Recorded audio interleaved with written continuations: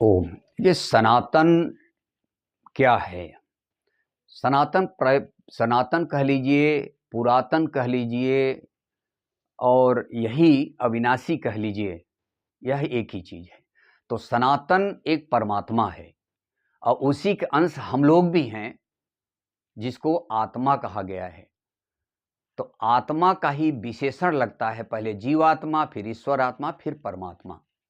यह साधना के तीनों स्तर है। पहले हम जीवात्मा के रूप में हैं, पिंडज के रूप में, फिर जैसे ऐसे महापुरुष मिल गए ईश्वर स्वरूप में, सदगुरु स्वरूप में, जिसको कहा गया है महर्षि पातंजल में ईश्वर की परिभाषा। तो ईश्वर की परिभाषा क्लेश कर्म विपाक आशय अपरामिष्ट पुरुष विशेष ईश्वर, वही ईश्वर है, विशेष पुरुष।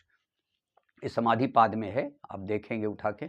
तो इसी प्रकार से तो ईश्वर परमात्मा का नाम और सनातन जो बाह्य जगत के है, ये नहीं है। आप गीता में यही चीज देखेंगे। सनातन जो अर्जुन बता रहा था कि परिवार का पालन करना सनातन है, जाति धर्म सनातन है, पिंडोदक क्रिया सनातन है, और अनेकों प्रकार के वर्ण संकर हो जाएंगे इस युद्ध से, ये सभी चीज बता रहा था अर्जुन ने। लेकिन वो भगवान ने अज्ञान बताया। कुतस्त्वा कसमलमितम विस्मय समुपस्थितम अनाहरिजुष्टम अस्वर्गम अकीर्ति कर्म अर्जुन। इसमें कीर्ति नहीं है, यश नहीं है, संभावित पुरुषों ने आचरण नहीं किया, इसलिए यह सनातन नहीं है। पिंडदान करना, श्राद्ध अर्पण करना, वर्ण संकर हो जाना और अनेकों प्रकार के जाति परंपराएं, ये सनातन नहीं है।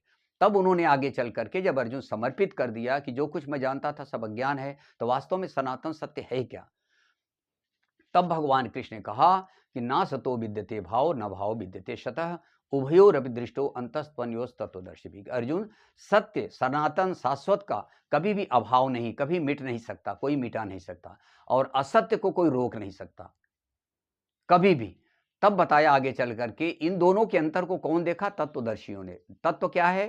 धर्म, परमात्मा। धर्म न दूसर सत्य समाना, धर्म सार मिदम जगत। इस जगत में धर्म ही सार है, संसार।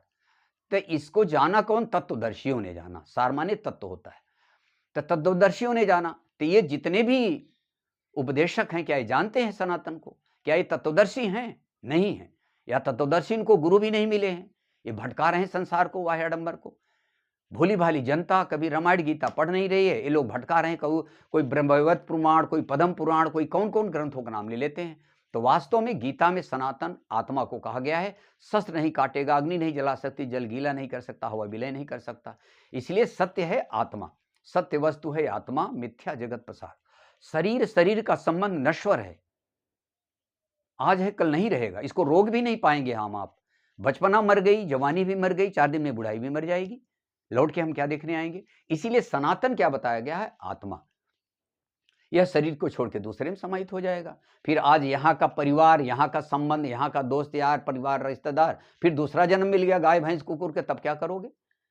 तो इसीलिए सनातन जो कहा गया है वो परमात्मा, और परमात्मा का जब सत्य है तो उसका भजन भी सत्य है। परमात्मा का रास्ता देने वाले परमात्मा स्वरूप सनातन पुरुष। इसलिए भगवान कृष्ण ने 2 अध्याय में सनातन आत्मा को कहा, और आत्मा को जो आत्मरत, आत्मतृप्त, आत्मसंतुष्ट महापुरुष है, उन्हीं को सनातन पुरुष भी, उनको पुरुषोत्तम भी कहा गया है, और उन्हीं को सदगुरु तत्वदर्शी कहा गया। इसीलिए भगवान कृष्ण को अर्जुन ने जब विराट स्वरूप देखा, कहा सनातनस्तम पुरुषो मतो में, मेरा मत है कि आप ही सनातन पुरुष हो। तो सनातन क्या समझ में आया? परमात्मा है, आत्मा है, और उसका रास्ता, दोनों। इसीलिए भगवान कृष्ण ने कहा अविनाशी परमात्मा, अविनाशी योग। अगर अविनाशी परमात्मा है तो उसका रास्ता योग भी अविनाशी ही है। इसीलिए उमा कहूं मैं अनुभव अपना, सत हरि भजन जगत सब सपना, कि सत्य एक हरि है और हरि का भजन है, और जगत सब सपनोत है। जैसे 4 घंटे, 6 घंटे, 8 घंटे का सपना जगने के बाद सपना नजर आता, वैसे इस जीवन का भी कल आंखें मूंद लेंगे तो सब सपना हो गया, लौट के देखने नहीं आएंगे। तो इसलिए बोलो गुरुदेव भगवान की